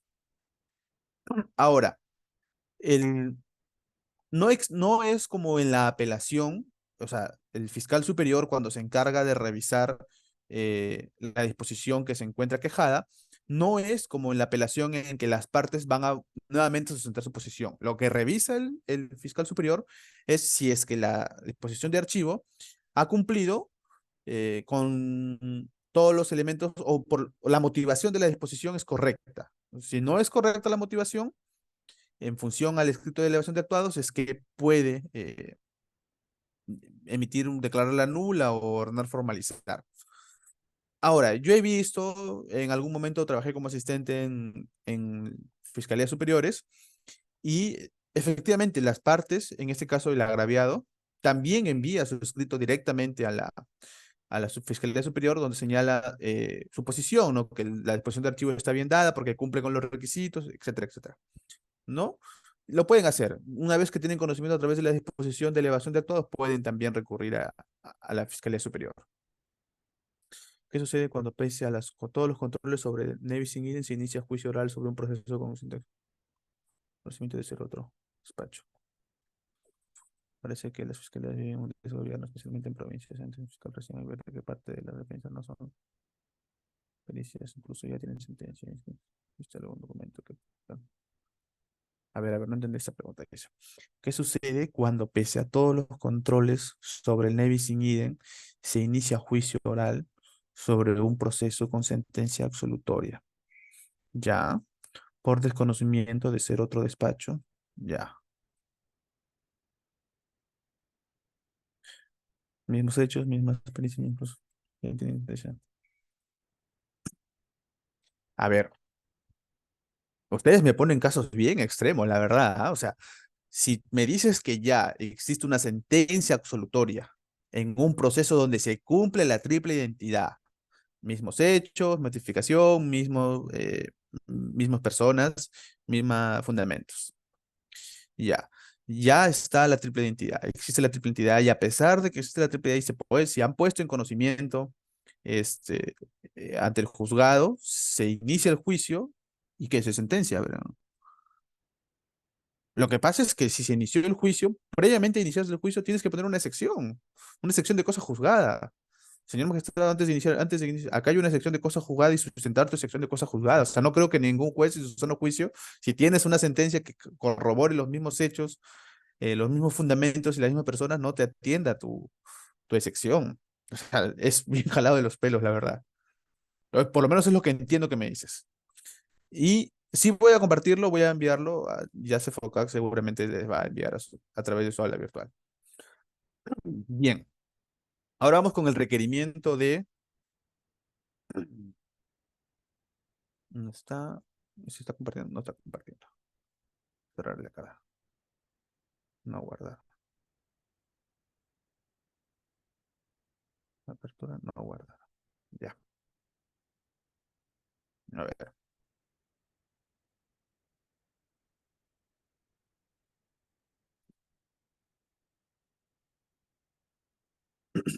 Ya. Volvemos a compartir esto. A ver. Bien. Bien. El último tema que me han asignado es el requerimiento de sobreseimiento. Ahora, vamos a tener que tener en cuenta en qué momento llegamos a este requerimiento. Después de las diligencias preliminares, se emite la disposición de formalización de investigación preparatoria, se realiza todas las actos de investigación, termina el plazo o antes del plazo, se emite la disposición de conclusión de la investigación preparatoria. Una vez que se emite esa disposición, tenemos un plazo de 15 días, en casos comunes y 15 días y 30 días en casos complejos y de crimen organizado para emitir un requerimiento, ya sea de acusatorio, en este caso un requerimiento de sobreseimiento. El requerimiento de sobreseimiento tiene como fundamento solicitarle al juez la autorización, o bueno, no la autorización, sino solicitarle al juez que en base a los fundamentos que nosotros le estamos ofreciendo, sobresea la causa y emita el auto correspondiente, ¿no? Y se acaba el proceso. Es una forma de acabar el proceso. Entonces, bajo esa lógica, la estructura de un requerimiento de sobreseimiento es muy parecida a la estructura de un archivo, porque en el archivo también, en este caso no se corre traslado al juez porque es una atribución del fiscal, el fiscal va a eh, acabar con la acción penal, determinar la acción penal en sede de investigación preliminar, porque no se han cometido con algo, no se ha logrado eh, establecer o completar los requisitos que nos establecen para formalizar o con las causales del archivo que hemos señalado. Ahora, entonces el requerimiento de sobreseimiento, ¿cuál sería su estructura? Primero, la identificación del requiriente. El requiriente siempre es el fiscal provincial. Si bien los fiscales adjuntos tienen a su cargo las investigaciones, quien es el encargado del despacho es el fiscal provincial. Entonces el requiriente es el fiscal. Se identifica el fiscal provincial, a qué despacho pertenece, se realiza este, su domicilio procesal, su casilla judicial si tuviera, y luego se hace la identificación del imputado.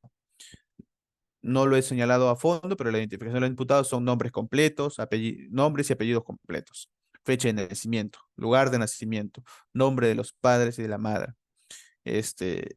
Si tuviera una tatuaje, alguna señal identificatoria en el cuerpo, también se señala.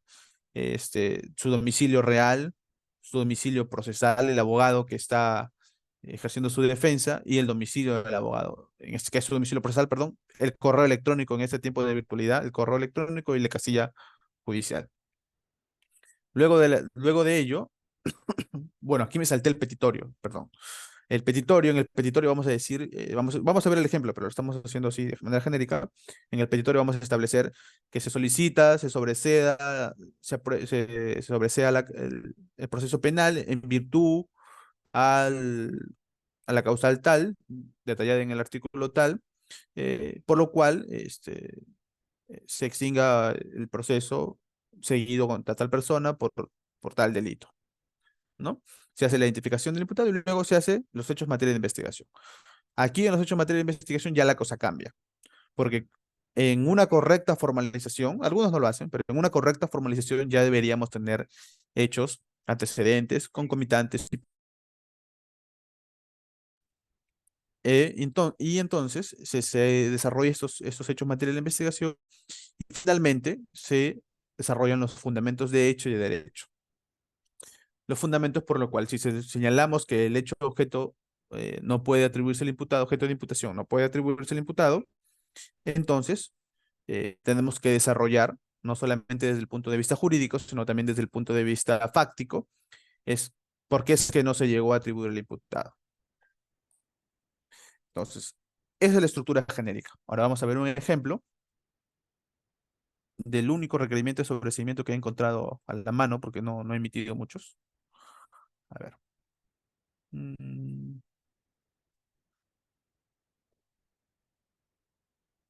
Procedimiento del 2017.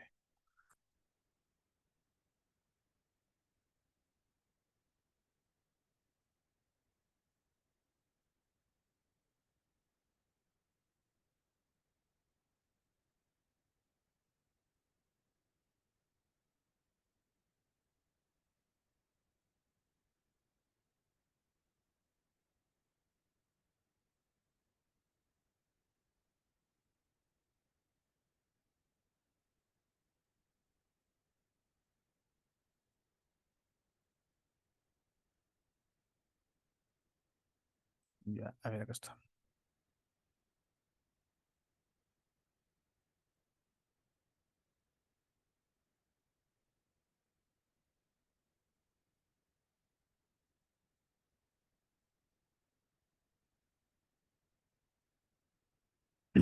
Bien, este requerimiento de sobreseimiento total eh, es el modelo que he encontrado, la verdad, porque no he emitido requerimientos de sobreseimientos, pero es un requerimiento de sobreseimiento simple sobre un delito de acoso. Y el hecho o la causal por la cual se está sobreseyendo es porque no se le puede atribuir el hecho a los investigados. O sea, no existen elementos de convicción que nos permitan sustentar que el investigado ha cometido con tal delito. Entonces, solamente tómenlo en cuenta, no vayamos a hacer un debate de por qué si es acoso y no es acoso, solamente tómenlo en cuenta como estructura, para tenerlo en cuenta como estructura. No analicemos el fondo. Bien, la primera parte que señalábamos era básicamente la identificación del requiriente. El requiriente en este caso, bueno, he borrado los nombres, no, es un fiscal provincial no es de delito de corrupción, le he puesto ahí para que no sepan de qué lugar es. Se señala al requiriente, se señala la investigación, contra quién está dirigida la investigación, en calidad de qué está investigado y cuál es el delito tipificado. Luego viene el petitorio. El petitorio en este caso es requerir el sobreseimiento total de la presente investigación preparatoria en base a los siguientes argumentos. Luego del petitorio, como lo hemos mencionado, vienen los datos de las partes procesales. Eh, Tal vez no lo dejé claro, no solamente es lo más importante es del imputado, pero de todas las partes procesales. En este caso, tenemos los imputados, que vendrían a ser Roberto Jorge y Roberto Miguel. Uy, acá se fueron los DNIs. Ya,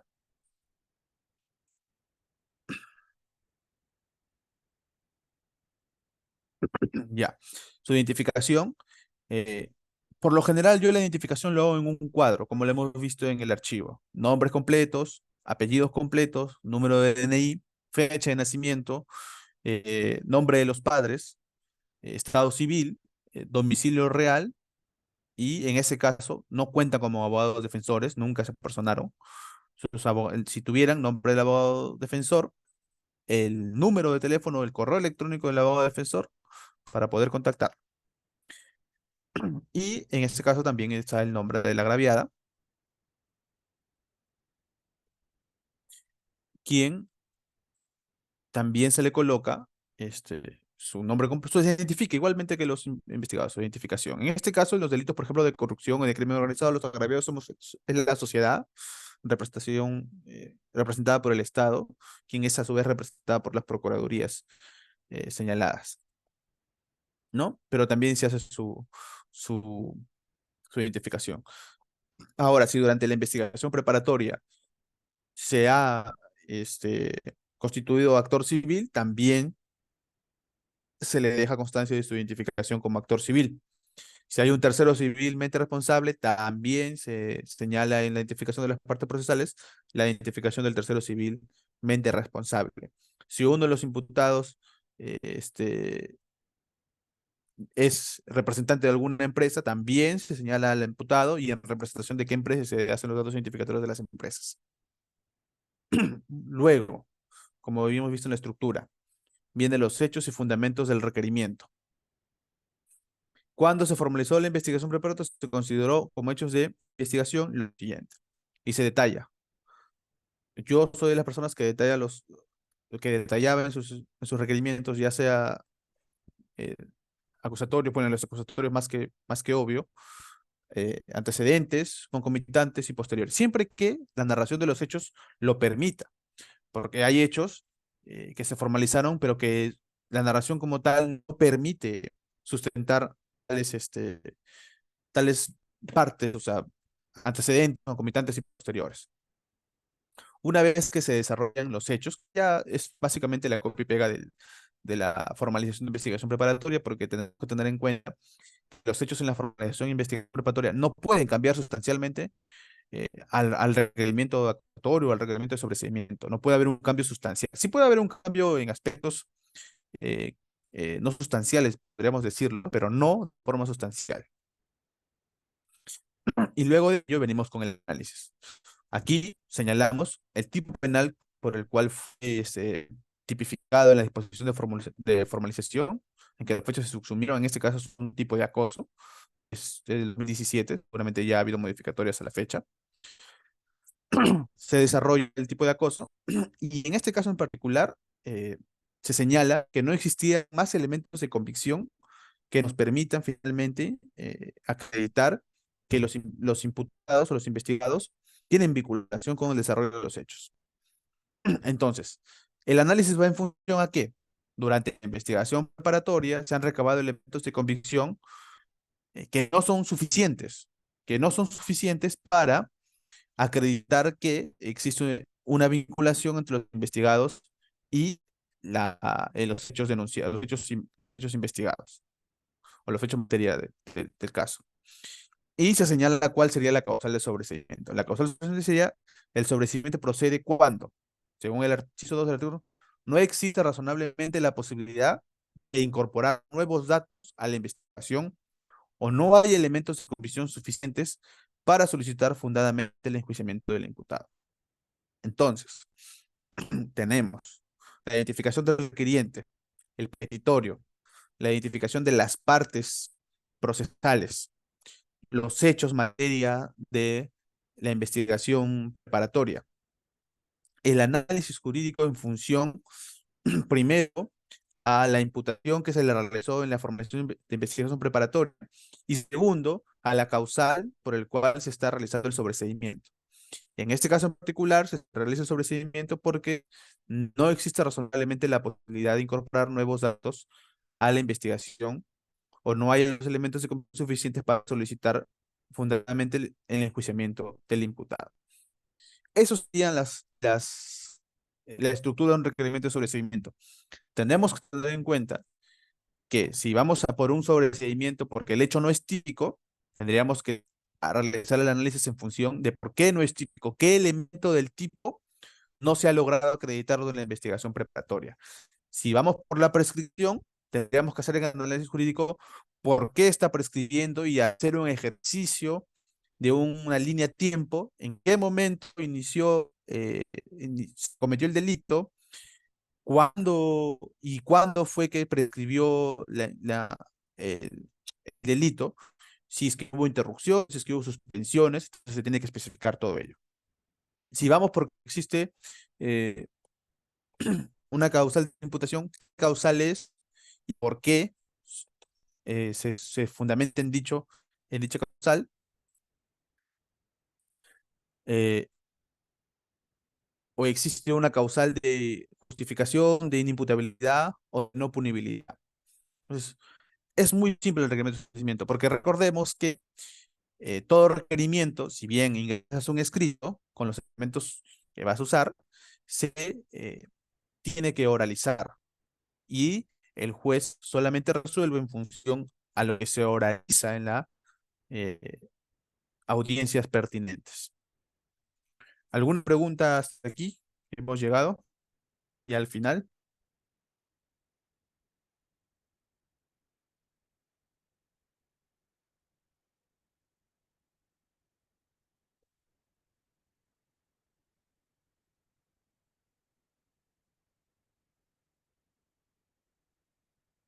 Bien, aparentemente no hay más preguntas.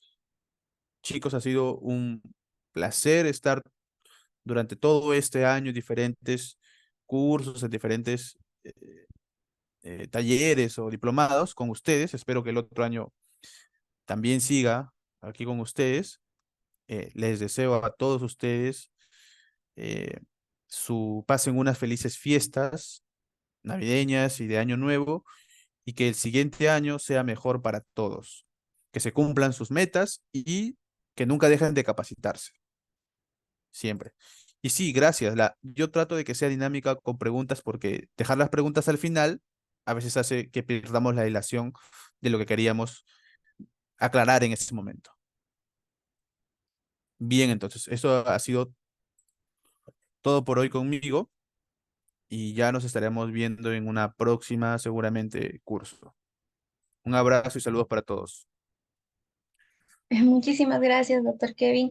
En verdad, pues un gusto siempre tenerlo en nuestra institución CEPOCAP y pues también agradecer, ¿no? Que siempre está ahí dispuesto a colaborar con nosotros en las capacitaciones. Muchísimas gracias, doctor, y también pues desearle unas felices fiestas, tanto en Navidad como en Año Nuevo, y sí, vamos a estar contactándonos con usted para los próximos cursos que estamos programando. Muchas gracias, doctor. Buenas noches. Gracias. Buenas noches con todos. Gracias, doctor. Bien, estimados participantes, también agradecerles a ustedes por su participación el día de hoy en nuestra sesión sobre redacción jurídica de escritos penales. Los que deseen certificarse, les estoy enviando el link de la asesora de ventas por el chat del Zoom para que puedan contactarse con ella. Comentarles pues que la inversión es de 30 soles por las dos sesiones, que es la sesión del día de hoy y la segunda sesión que se va a dictar la próxima semana. Y pues el pago incluye ya lo que viene a ser el acceso al aula virtual, donde que también podrán observar la clase grabada del día de hoy, el acceso a los materiales que nos ha enviado el ponente, tanto pues el PPT como los modelos descritos que ha presentado, ¿no? Bien, también el certificado digital es por 48 horas académicas.